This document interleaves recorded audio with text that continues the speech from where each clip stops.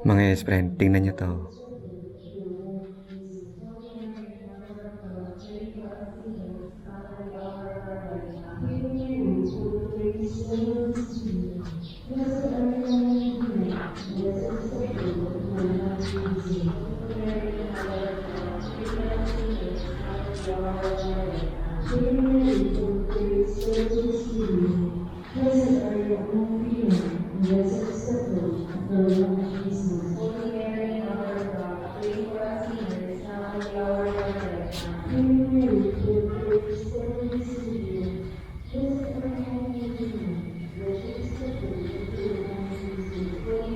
Ayan, dito po yan sa Shrine of the Holy Face of Jesus sa Nampikuan dito sa Nueva Ecija. Ganda no?